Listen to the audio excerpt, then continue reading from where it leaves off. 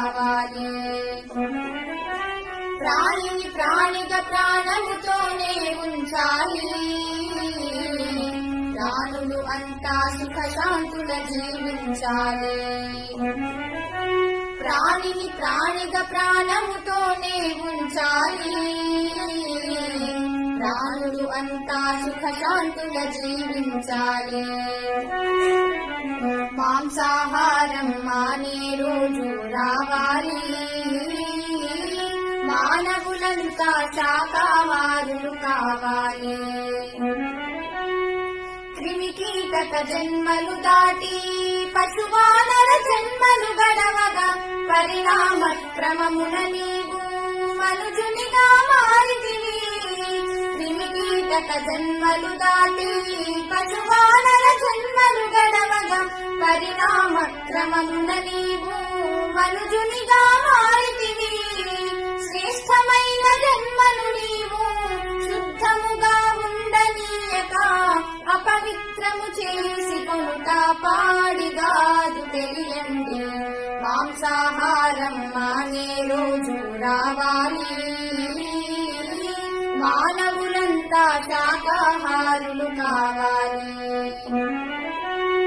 మానవులు మాంసము తినుట ఏమి ధర్మమండి. నీలాగే పరప్రాణులు అని నీతి తెలియరండి. మానవులు మాంసము తినుట ఏమి ధర్మమండి. నీలాగే పరప్రాణులు అని నీతి తెలియరండి. నిన్ను నీ వాళ్లను ఎవరైనా వండుకు తింటే నీకు ఎలా ఉంటుందో ఆ బాధ మీరు ఊహించండి. మాంసాహారం మానే రోజు రావాలి. మానవులంతా శాకాహారులు కావాలి. ఇతర జీవులను వధించి కమ్మదని కడుపు నింపుతావు. నీ కడుపు కడుపేనా మరి లేకుంటే శ్మశానమా. ఇతర జీవులను వధించి కమ్మదని కడుపు నింపుతావు. నీ కడుపు కడుపేనా మరి లేకుంటే శ్మశానమా. ఆ జీవుల ఆత్మఘోషలు నీ చెవులకు వినపడలేదా. నీ కఠినపు హృదయంలోకి కరుణ ఎన్నది రానే రాదా.